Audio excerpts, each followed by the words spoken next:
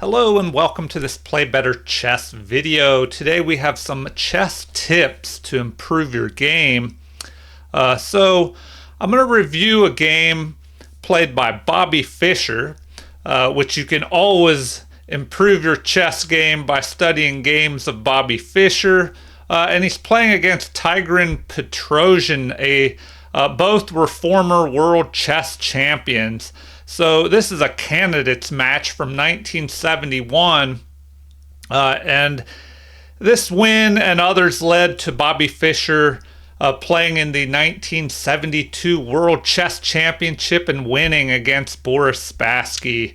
A great World Chess Championship if you get a chance to watch that. All right, so some tips to improve your chess game. So I'll go through this game and just highlight things that will help you and help improve your chess game. Okay, first we have Bobby Fischer playing at a 95.5% accuracy rating in this game, and we see the game was pretty even with Bobby Fischer just holding a slight edge the entire game with white until towards the end where he just gained a bigger advantage. And Tigran Petrosian played at 88.3% accuracy, but Fischer had 3 great moves and Petrosian only had 1. 3 inaccuracies by Fischer, but no mistakes, misses, or blunders. 5 inaccuracies by his opponent and 2 mistakes. All right, so ways you can improve your chess. There are many different things you can do. Definitely regular tactics study is a quick way to improve your chess. Also, try to do that regularly every day if you can. But going over master games and the games of the greatest players like this one will definitely help as well.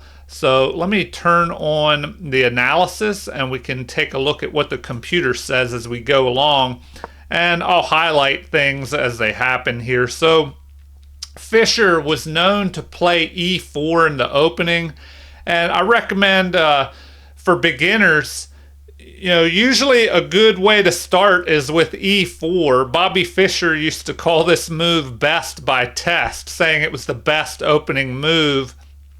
D4 is good as well, and maybe C4 or bringing the knights out.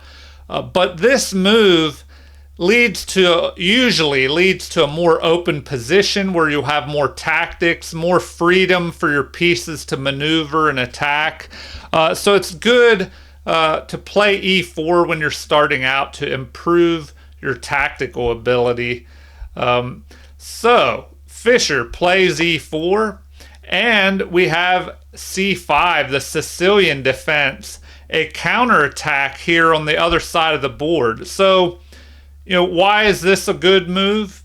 Well, usually if your opponent gives you a chance to bring both of your pawns into the center, of course, that's always a good plan. But either E5 stops that, because then if you play D4 here, then if there's a pawn here, it'll just capture, and then your queen would have to recapture to keep the material even, and then a knight could develop and chase your queen. So in order to avoid all that, either E5 being played or C5, you don't want to immediately bring this D4 pawn out. It can be played, but for beginners especially, I probably wouldn't recommend that because it could be a little more complicated to play that.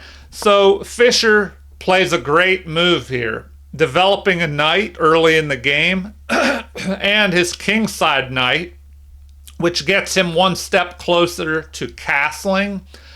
So if you want to play better chess, I would definitely recommend castling early and castle often, because there are less avenues of attack. Once you castle, there's only two angles, straight on or from one side, that your king can be attacked from. But as your king is left in the center of the board, it can be attacked from left, right, or head on. But moving on here, knight to f3 is played. This also controls the center here and here. So another reason this is a great move. It gets ready for this pawn push, because now if this pawn captures, the knight can just recapture. So another reason this is a great move. And a good tip is to try to pick chess moves that have multiple purposes. So this knight move, it helps get ready to push this other central pawn.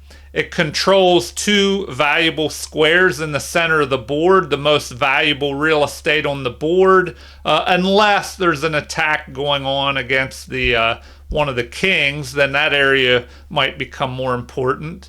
But also this knight, it develops off the back rank and gets you closer to castling. So Petrosian here, who was known to be a more solid, maybe squeezing player. He would slowly constrict his opponent's position and try and squeeze them over the board and take space away and basically slowly crush his opponents. But Fischer, a very powerful player in attacking, all-around play, great endgame player, he decides here to take control in the center. So, the other reason why this knight was brought forward is to support the advance of this D pawn.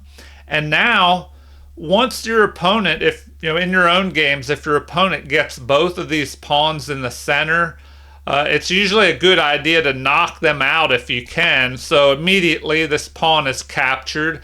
And a good tip here is if you can capture a valuable central pawn with a less valuable flank pawn after this recapture to keep material even, we notice that Fischer has one central pawn versus Petrosian's two. So that could be an advantage for black as the game progresses. But Fischer has more space in the center, more room for his pieces to develop, whereas Petrosian is a little bit more constricted here. So a good tip is if your position is a little bit cramped, you can trade some pieces off. And once you do that, it'll give your remaining pieces more room to maneuver in a cramped position. Whereas on the opposite end of that, if your opponent, you or your opponent has more space, you want to try and avoid as many trades, especially if you have a lot of pawns pushed far up the board, and then you trade off a lot of your pieces. It'll be harder to defend those pawns that have advanced far up the board. All right, so here a defensive move by Petrosian, kind of trying to keep an eye on possibilities that Fischer could have and deny him the opportunity to jump any of his pieces up here to b5, because a strategy may be to jump a knight up here or the bishop at some point. But if the knight jumps here to b5, it could have opportunity to move forward here, forking the bishop and king and forcing this bishop to capture here and knock out Petrosian's bishop pair. All right, so moving on, we have this bishop to d3 move. Now, this move, it looks a little bit passive because it's blocked in by its own central pawn here, but it does have multiple purposes. One, it defends this central pawn, which is a strong central pawn. Two, it gets a bishop developed off the back rank. And three, it allows Fischer to castle quickly to the king side here if he chooses to do that. All right, so a knight is developed. A good tip is to Develop knights before bishops. Now, all of these guidelines are general chess principles. You still have to do a little bit of calculation to make sure that if you proceed with these general principles that there aren't tactics that will override these. And another good reason to study tactics regularly, to just be familiar with tactical patterns and get a better sight of the chessboard in your own games. All right, so here, what does this knight move do? Well, it develops a piece off the back rank. It helps control the center, but it attacks an unprotected piece. So another chess tip is to look for checks, captures, or threats. Now, if there isn't a good check available, now this bishop could have moved here, attacking the king, but then this pawn could have just moved forward here to block and chase the bishop away. So that wouldn't be a great move because the bishop would waste time retreating. So we have a threat here of capturing this knight in the center on d4. So what does Fischer do? He gets rid of the threat by capturing immediately, forcing his opponent to recapture. And here, we take a look at this. We see that either this pawn or this pawn could capture. Now, in general, a good tip is to capture towards the center of the board if you have an option to go away from the center or towards the center. And that's what Petrosian did, because the central part of the board is the most valuable area of real estate on the chessboard. Why? Well, because the center of the board, if you place your pieces there, they'll cover more squares than if they're on the side or the corner of the board. And if you control the center by attacking it or placing pieces there and pawns, well, then it'll be easier for you to maneuver your pieces through the center and to every other area on the board. Now, this pawn here, this is a good strategy in the Sicilian defense, is if a knight is captured on c6 and your pawn captures on your b pawn captures here on c6, well, this will support a future pawn push to d5. And in the Sicilian defense, it is usually a good strategy to move this this d pawn to d5, because that gives you more space in the center and frees up your cramped position a little bit. So Fischer continues with castling, getting his king to safety, and bringing his rook closer to the center, which he could move it to e1 here. A good tip is to place your rook on open or half open files where the pawns have been exchanged, or put your your rook behind pawns that you plan to press forward. So if he moves here to e1, he could back up this e4 pawn for a future push, or he could leave the rook here perhaps on f4 and maybe get ready to push the f pawn as well. So here Petrosian carries out this popular move in the Sicilian defense of pushing the d pawn up to d5, helping uncramp Black's position. And Fischer sets up a Maroczy bind position here, but usually in the Sicilian defense, these two pawns are moved before the d pawn is pushed to d5, and they're meant to discourage a push of that d pawn. So let's see, what will Petrosian do here? Fischer could capture on d5 here with the flank pawn, but then Petrosian's c pawn here on c6 could recapture as well. So the best move is played, knight to f6, helping support this d5 pawn, attacking this pawn on e4. And so what does Fischer do? He decides to clarify the situation in the center by exchanging pawns. So we have a recapture here, another capture, so a big series of exchanges. And what does Petrosian do? Well, he captures towards the center, but here the pawn was already in the center. So instead, I should go back and point out that he decided, instead of capturing with the knight, to capture with the pawn. And this leaves Petrosian with an isolated queen pawn. Now, what are the pros and cons of an isolated queen pawn? Well, an isolated queen pawn does give these two open files for Petrosian to use on either side of the pawn, the open E file and the open C file.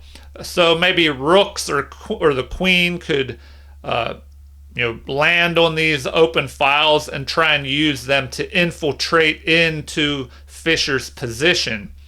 Now, the downside to an isolated pawn is that it's harder to defend because it doesn't have any pawns beside it. So now, if we look at these pawns, Petrosian has 3 pawn islands versus Fischer's 2. Now, what are pawn islands? It's a group of pawns side by side, or even single pawns as well.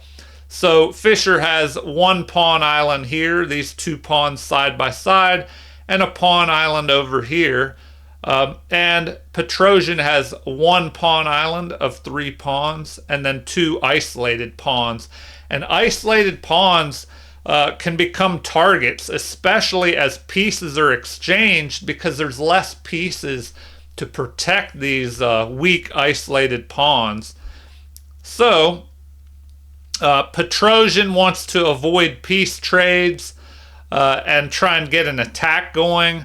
Where Fischer would be happy maybe to start trading pieces off and use the remaining pieces and his king to attack these isolated pawns, especially this d5 pawn in the endgame.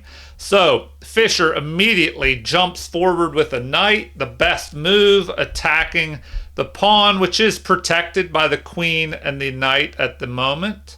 So Petrosian just develops a bishop to protect the knight, preventing a possible pin of this knight to the queen, and Petrosian is ready to castle as well. So Fischer, not knowing quite where he wants to put this bishop yet, maybe he wants to put it here, but if he would do that, the pawn could press forward and fork.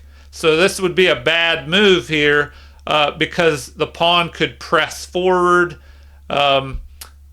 forking the knight and the bishop here. So first, Fischer places the queen here with check, and Petrosian plays an inaccuracy here. He blocks with the queen, and what does Fischer do? Well, he plays an inaccuracy as well. So let's go back here. What does it recommend? It looks like if we go back further, in this position, instead of bringing the queen out, rook to e1 is recommended. But this queen to a4 is still a good move. And here, bishop to d7, blocking with the bishop is recommended. Because, as I mentioned, as more pieces are traded off, it might be harder and harder to defend these isolated pawns. But Fischer is an attacking player, so he doesn't exchange queens. Here, the recommendation is rook to e1, which Fischer does play, but now the computer is saying that bishop to b5 would have been better. So if we go back, bishop to b5 here, the pawn cannot capture because then Fischer could just pick off this rook here. So a tactic to keep an eye out for. So, always look for those tactics, because you can have the best strategy, but one tactic that is overlooked could ruin a good game. All right, so back to what happened in the game. We had queen to a4 check, the queen blocks, and now the rook is centralized here on the open E file. So Fischer starts fighting for this E file. And a queen exchange, the best move in the position. The knight recaptures, of course. Now, another tip is to try not to put your pieces, especially your knights, on the edge of the board. A knight on the rim is dim, is a famous chess quote or saying. But why? Because the knight can only move to or cover 4 squares from here. But if you have this knight closer to the center, we see that this knight can cover, a lot more squares, 8 squares, versus only 4 by this knight. So something to remember. As I mentioned, the center of the board is more valuable, and if you place your pieces in the center, they'll cover a lot more real estate. All right, now we have bishop to e6 being played, and the computer says this is a great move by Petrosian, but Fischer is 0.71, almost 3/4 of a pawn worth of material ahead here. But this kind of blocks the E file here, so the rook is limited on what it can do. It also protects the pawn. This isolated pawn is backed up by not only the knight, but the bishop now. And it centralizes the 2 bishops. In case this pawn decides to push forward in the future, then this bishop will be covering 2 valuable diagonals here. Okay, so Fischer centralizes his bishops as well. Covering this diagonal and aiming towards the king side with both of his bishops, because that is most likely where the king will castle if Petrosian castles, which he does. All right, so now, interesting decision here, and the computer says this is best. Instead of developing his other rook, which a good tip in chess, if you want to really improve your game, is try to get all your pieces developed. And when I say developed, I mean get your knights and bishops and the queen off the back rank. Get your rooks connected. That way they can maneuver, left or right, and position themselves to help control open or half open files, or even put them behind pawns that you plan to push forward. But here we see this rook on e1 is on an open file, but this rook hasn't moved to the center yet. So normally you would want to move this rook out, and if we go back, they don't even recommend that. It looks like just jumping up here to c5, trying to maybe knight to c5, getting rid or aiming at the bishop pair. But this move, played by Fischer, tries to go with the strategy of trading off pieces. Trade off more pieces, and then it'll be harder to defend these isolated pawns. And in the end game, the rooks can try and swoop in there and aim at these pawns. All right, so the rook protects here because now Fischer captures. This rook could recapture, and then you'll have a rook on the back rank and a rook on this black second rank, and it'll be easier for the rooks to create a battery with one in front of the other. And another good tip is to use your rooks in tandem, creating a battery with one in front of the other or one beside the other, and they back each other up, and they can attack better that way. All right, we have a trade of bishops here. Now Fisher,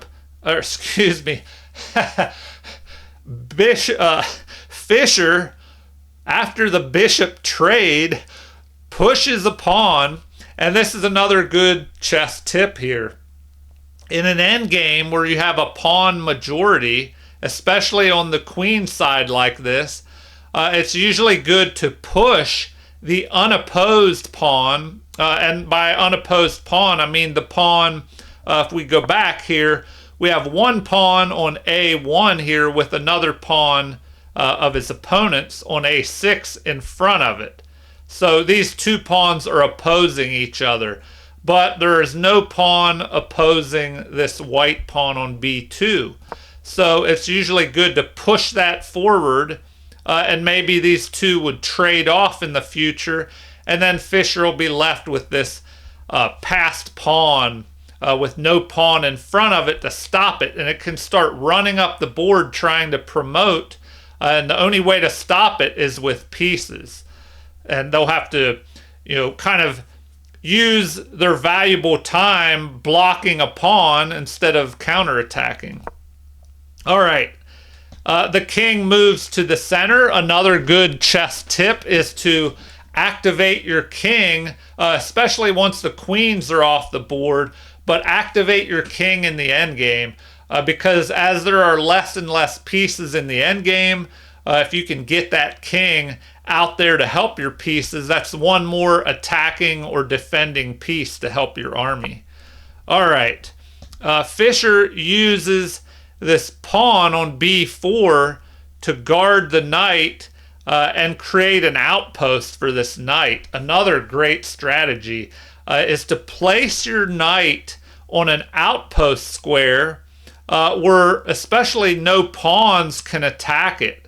We see that this D pawn is already pushed forward, and there's no pawn on the B file to get rid of this knight. The only way to do that is to trade it off with another piece.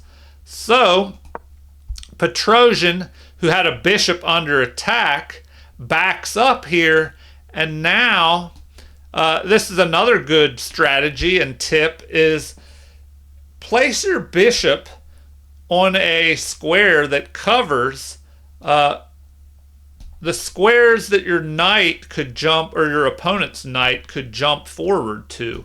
So we see this pattern here where the bishop is covering these two diagonals and preventing the knight from moving forward without that knight being captured by the bishop here. All right, so Petrosian has moved his bishop back in retreat, but it did block his rook in even more. And so Fisher, he kind of does the same thing here with a pawn. The pawn covers these two valuable squares that the knight could try and jump to in the future. And also this gives a little escape hatch for the king to maybe move up the board and try and blockade or even capture this pawn. So the rooks double up here, creating a battery, but an inaccuracy here. Apparently, knight to d7 would have been better, but if the knight had moved here, it would allow a knight trade, just getting rid of another defender of this isolated queen pawn here. All right, the rook launches forward, targeting and adding more pressure on the D pawn. Bishop moves forward here. Maybe Petrosian did not like the possibility of this pawn pushing forward, and he didn't like this knight on this outpost here. So Fisher just goes ahead and trades off another pair of pieces, although the computer actually recommends an immediate A4 here. as I said, trying to get the B pawn pushed forward. If A4 was played, it would back up this square for a unopposed pawn pushing forward, then an exchange, and then Fischer would have a passed pawn on the queen side here. But first, Fischer just decides to trade off more pieces. The rook captures here, which is best. Another good tip is if you have a passed pawn, rooks belong behind passed pawns. And in general, if you're attacking pawns or defending them, it's best to put the rooks behind them because as the pawn pushes forward, it gives more and more room for that rook to maneuver behind the pawn. If you can't get behind the pawn, second best is to attack or protect a pawn from the side, which Fischer does here. And then the worst would be to get in front of the pawn, especially if the pawn pushes up to the 7th rank and you have a rook right in front of it. It really limits the scope of that rook when it's playing defense. All right, Fischer finally moves his rook, which wasn't doing much here, over on A1, but he grabs this fine open file here, the C file, where the rook could maybe move up and add more pressure to this pawn here. And maybe at some point the king will fly up the board and try and add even more pressure, blockading the pawn. And a good strategy or tip is to place a piece in front of a passed pawn to blockade it, because that stops the pawn's forward momentum, and a moving target is harder to attack. But once you stop that moving target and it's kept from running, it's easier to pile up on that pawn. All right, so the rook moves forward, perhaps getting ready to reposition the knight here to attack the rook, but Fischer grabs the 7th rank with his rook here. Another very good strategy with rooks. If you want to move, if you want to position your rooks to the best squares possible, a good strategy, and we see what Fischer did here, he moved his rook to an open file. And from there, he jumped his rook up to the 7th rank. Now, in general, getting the rook or both rooks to the 7th rank is a great strategy because usually there's a lot of pawns on the 7th rank. And especially if you have 2 rooks up there, you can just start munching all these pawns, trying to knock them out. Create a lot of threats up here on the 7th rank. So here we have Petrosian trying to block. He retreats and he tries to block the path of these rooks when they get on the 7th rank, so they can't. It's harder for them to work in tandem. So Fischer first retreats this rook, which was also under attack by the knight. And now we have G6. Another good strategy is to leave some breathing room, some air for your king to escape if it has to. This move could also kind of block the scope of the bishop, so the bishop can't move up here and then target the knight along with the rook. So the game continues with the king launching forward. As I mentioned, you definitely want to bring your king up in the end game, especially once the queens are off the board. Just check that there aren't any threats against your king. If there's a bishop pair that your opponent can use to target your king or rooks, you have to watch out for that. But since that's not the case here, Fischer launches his king forward. Here we have the best move in the position. Why is this best? Well, it brings this pawn forward, gaining space on the king side. The pawn was backward here, a little easier to target, moving forward, the g6 pawn is now protecting this pawn. It limits the scope of this pawn. If it moves forward, as far as Fischer can go with the h-pawn is only h4. All right, so Fischer decides to push this pawn. The computer says this is an inaccuracy, but what's his plan here? Well, this pawn move prevents the knight from jumping forward here. There could be the possibility of moving this pawn forward, and along with the bishop, adding pressure to this pawn here. So what does Petrosian do? He just keeps pushing forward here. And he could have there's something called a minority attack where you have, usually it's like 2 pawns attacking 3. So a minority of pawns would attack a majority. So here, this is similar. We have 1 pawn could move forward attacking these 2 pawns.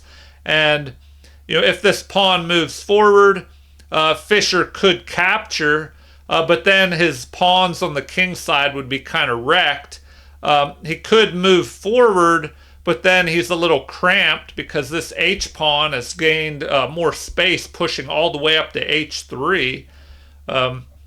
So Fischer ignores that, moves his king up to the center, maybe deciding to capture the pawn with the king or target it by moving here.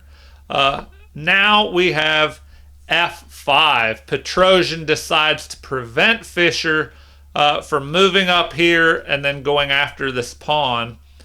And this limits the scope of the bishop here. So what does the computer recommend here? Rook to b8, activating this rook, which is just playing defense.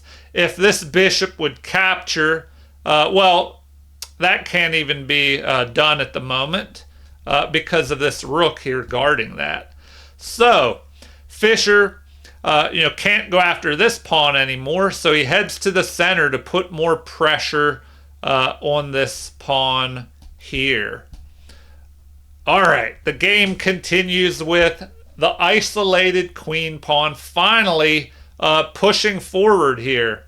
So the pawn has moved to a dark square, which is a strategy in the endgame to place your pawns on the opposite colored squares of your opponent's bishop.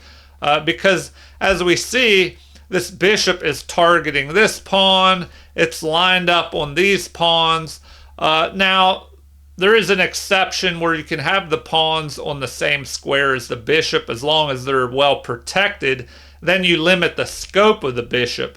But if all these pawns were on the dark squares, the bishop would be kind of like a ghost roaming around on the light squares while all the pawns were on the dark squares. But that's not the case here. So Fischer plays a great move here according to the computer. The king has to move. It's better to move this way apparently, maybe heading over to the queen side to help in the end game, help his pawn majority, and eventually if he gets a passed pawn over here, help that pawn promote with the king. All right, Petrosian makes an inaccuracy here. He moves knight to b6. And so what happens next? Fischer plays the best move, getting both rooks on the 7th rank. Very dangerous here. So the game is winding down.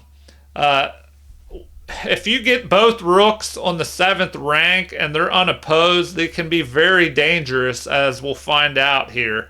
So knight to d5 is played, forking both rooks. So this looks like a pretty good move here, but is it? You're forking both rooks, but Fischer has time to attack with a check. So if you think you see a good tactic, and this was the best move in the position, you have to look for unexpected checks. always look for checks first, then captures and threats. So we have a threat here, but there's a more powerful check here, forcing this to be dealt with. So Petrosian plays the best move, jumping the king into the center, closer to this other rook. But now Fischer moves the other rook, which was under attack by the knight, keeping his rooks on the 7th rank where they can do a lot of damage. And now we have this mistake. And this is pretty much a game-losing mistake here. The knight jumps after this pawn. So a good tip is to, before you go pawn hunting, double check and see if there is a downside to snatching that pawn. Is it a poisoned pawn that if you capture it, you're going to overlook a severe threat by your opponent, which is what happens here. The knight captures. What would have been better? Oh man. This is an interesting move.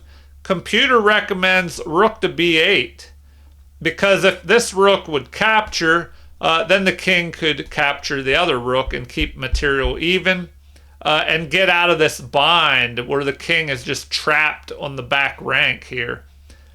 All right. In the game, the pawn was snatched up. Petrosian, I don't know what happened. I guess he underestimated the danger that he was in. And now the best move is played. Bishop to c4, and Petrosian resigns here. Why does Petrosian resign? So take a look at this position, see if you can figure it out for yourself. It looks like knight to e6 is the best move. So I'll go and kind of highlight why this would be the best move, but see if you can figure it out for yourself and see what the threat is. Well, these rooks are cutting the king off on the back rank. And if nothing is done about this bishop aiming up here at f7, there is a possibility of a rook moving over, threatening a back rank mate here. If the king tries to move, one of the rooks could land here on f7 and be backed up by the bishop. So let's go back here and see. Once the bishop moves here, we'll see what the best recommended moves are, and then we'll see what would happen according to the computer if this bishop isn't dealt with. So if you have a block here, well then the best thing is rook at b to e7 according to the computer. Oh, and then this is pretty serious as well, because now the king would have to go here, and then you can just snatch up a knight and be ahead in material here. And the recommendation now is to get rid of one of the rooks, but after a recapture, Fischer would just be ahead, a whole bishop here for a pawn. So let's go back.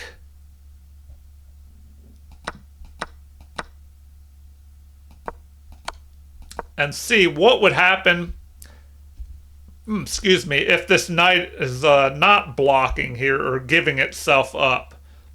Let's say knight to d5 were played instead. That still blocks the bishop, but then we still could have a capture, which is best. And they don't even recommend recapturing. And we could see why here, because once you capture, well then you just have this move, and there's no way to stop the back rank mate really. Let's see what they recommend. The best thing you can do is just give up this rook here. So you give up the rook, and then it would be captured. All right, so what's another option? Let's say the knight ignores all of this and just goes after another pawn. Well, then you have rook to g7. Once again, the best move is to give up your rook. If this move is played to block the back rank mate, well, then you can do this anyway. We have the block. But then, oh man, then you have this. Check by the bishop. The king is forced to move, and you have a back rank mate anyway. All right. A good game by Fischer, using those rooks in the end game to end this game after about a little over 30 moves. So I hope some of the tips that I pointed out help you improve your own chess game. And some final tips to improve your game: study tactics regularly. Go over master games, either yourself or watching videos. Go over your own games, first without the help of a computer, and then with the computer. Try and figure things out on your own and calculate in your head, and then go over your game with the help of a computer and try and see what you missed. And that could help you improve. If you can find a better player than you that can help point out things, I try to help beginners here and people that are trying to improve and share what I've learned, over the years. I'm not a chess master, but I have a lot of knowledge. I probably would be a better player if my calculation ability and calculation speed were better. So, as I say, study those tactics, work on your calculation skills and your tactical pattern recognition, all of that. All right, well, please feel free to leave any comments. Like and subscribe to support the channel if you haven't already. Thank you for watching, and have a super chess day.